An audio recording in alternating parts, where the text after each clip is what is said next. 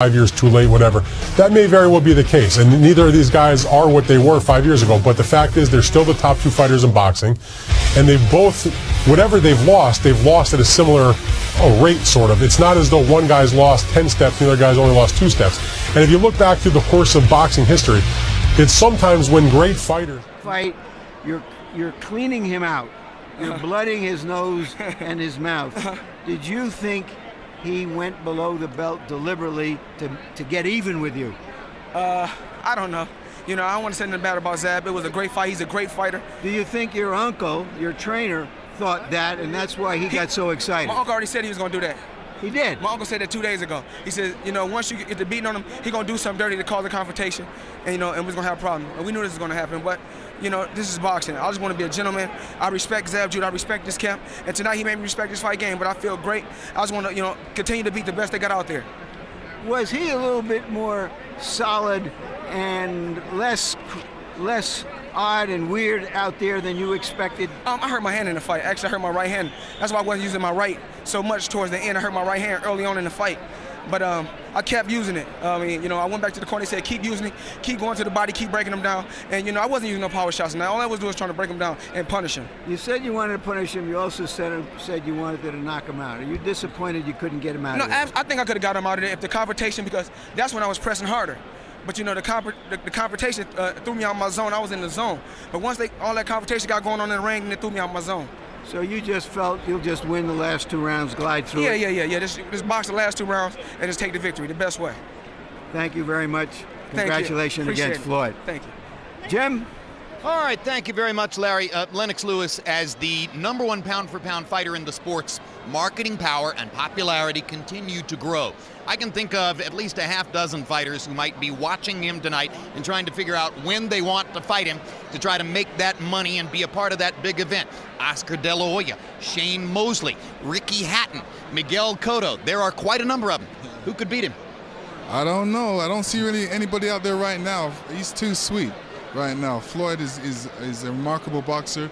He shows great talent, great speed, and it's going to be very difficult to beat him out there. Yeah, it's probably going to be, you know, until he develops the marketing power like De La Hoya has had, where it's, all right, I got to fight him for all that money whether I have a chance to win or not. Is Larry Merchant ready with the loser Zab Judah? Yes, he is, I'm told. Let's go back into the ring. Thank you, Jim. Zab, give us your assessment of what went on in there tonight. You had the advantage after a few rounds, feel-out type of rounds, and then he seemed to dominate you once you got into the middle rounds. Well, I mean, I'll take no credit. I mean, I make no excuses. First of all, I want to give it. I want to thank my Lord and Savior Jesus Christ for blessing me with the opportunity of being safe to come out of this fight with. Second of all, Mayweather's a good fighter. He's quick. He got good hands, and you know, I make no excuses.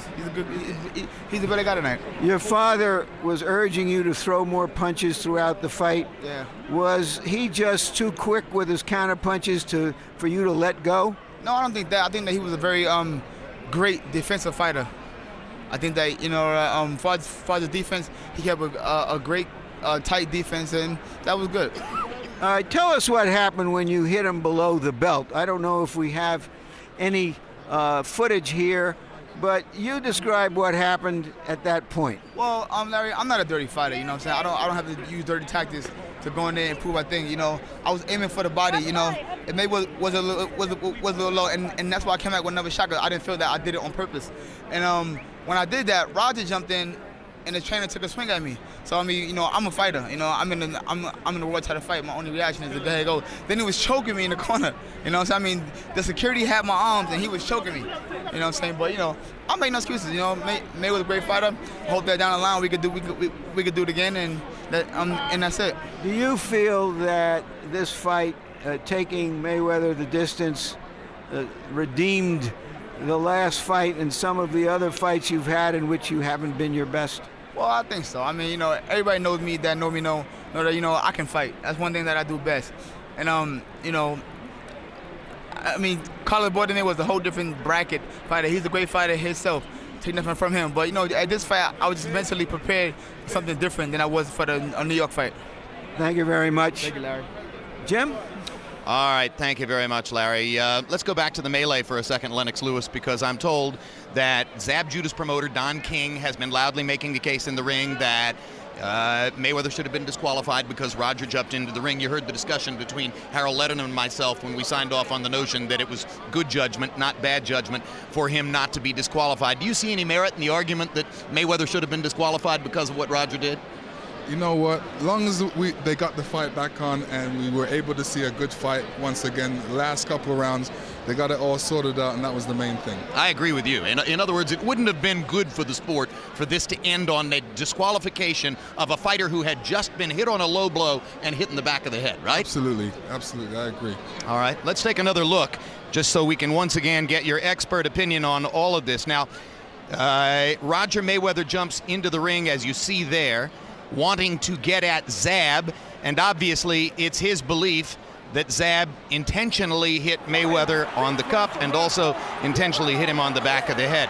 You and I agreed it would be impossible to tell whether the low blow was intentional, but you can see that you're hitting the guy on the back of the head, right?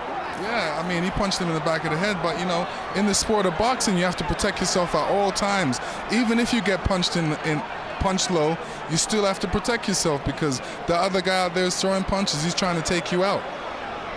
Now, we heard Zab Judah complaining that Mayweather had been, quote, choking him in the corners. And incidentally, Floyd has done this throughout his career, where he takes his forearm and puts it against a fighter and pushes him back like that, often winding up with the hand under the throat. Is it illegal? Yeah, it's illegal. It's illegal, but the ref has to warn you. You know, you can. I say to all the boxers, go out there and do it. And if the ref warns you and stops you, you have to stop at that point. But if the ref ain't saying nothing, you know, keep on doing it. But stay in the confounds of the rules. Well, that's the way it all turned out. Larry Merchant now joins us back at ringside, and incidentally, thanks, Lennox. Great job tonight. Just terrific. Thank you. Larry, your final thoughts on what happened between Floyd Mayweather Jr. and Zab Judah? One way or another, Floyd Mayweather was going to win this fight. It was the other. And I think it was self-explanatory. He's just too good a fighter for somebody who comes supposedly with as much speed as him to try to outspeed him. That's not the way anybody's going to get Floyd Mayweather. Yeah. Well, what way they are going to get him remains to be seen. Didn't happen tonight. Hard to see somebody on the horizon who has the kinds of advantages that could translate into a victory yet over Pretty Boy Floyd. Let's take a look at the upcoming boxing calendar here at HBO. Very busy. April 22 from Mannheim, Germany, Chris Bird defends his portion of the heavyweight title against Vladimir Klitschko. Live on HBO at 5 p.m. Eastern, 2 p.m. Pacific, airing again at 10 p.m. Eastern and Pacific. Immediately after each showing of Bird Klitschko on the 22nd. Stay tuned for Countdown to De La Hoya Mayorga. It's a documentary-style behind-the-scenes look at the two men facing off next month. April 29, the 2006 debut of Boxing After Dark. First up, Acelino Freitas against Dahir Rahim in a lightweight fight. It's Rahim's first bout since his shocking upset of Eric Morales in September. And May 6th, live on HBO pay-per-view, Oscar De La Hoya versus Ricardo Mayorga. Oscar's first fight in a year and a half, and he chooses to take on the unpredictable and dangerous Nicaraguan power puncher, Mayorga.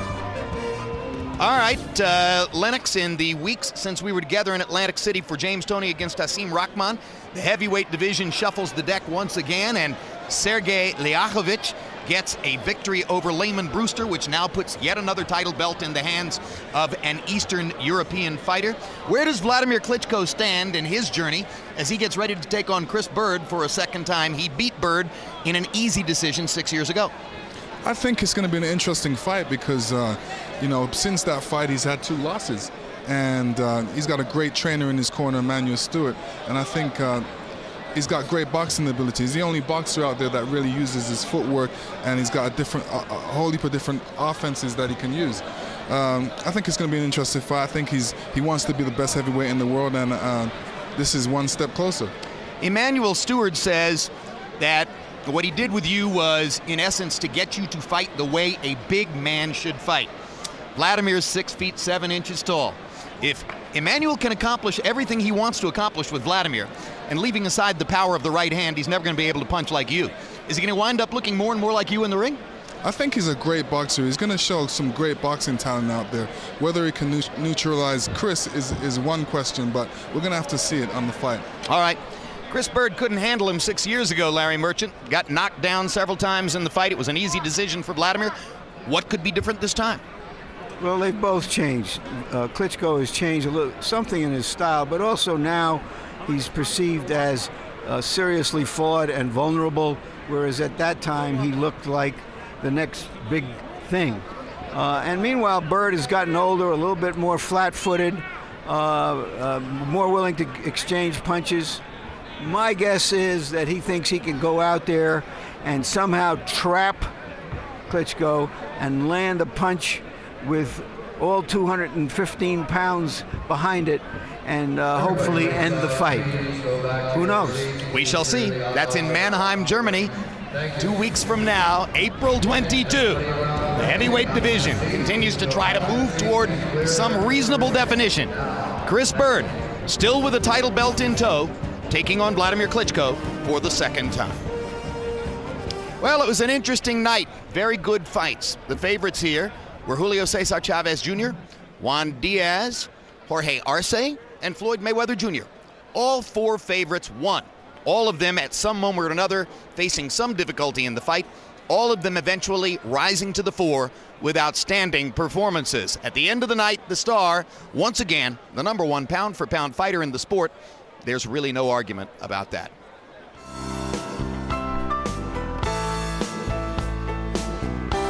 Judah vs. Mayweather has been brought to you by Caesars Palace Las Vegas. Live famously. Wynn Las Vegas Resort and Country Club.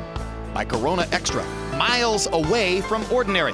And by HBO Pay-Per-View, the best in pay-per-view entertainment, brought to you by HBO. We'd like to thank the following magazine and internet partners. So now for our entire crew, I'm Jim Lampley saying so long from Las Vegas, Nevada.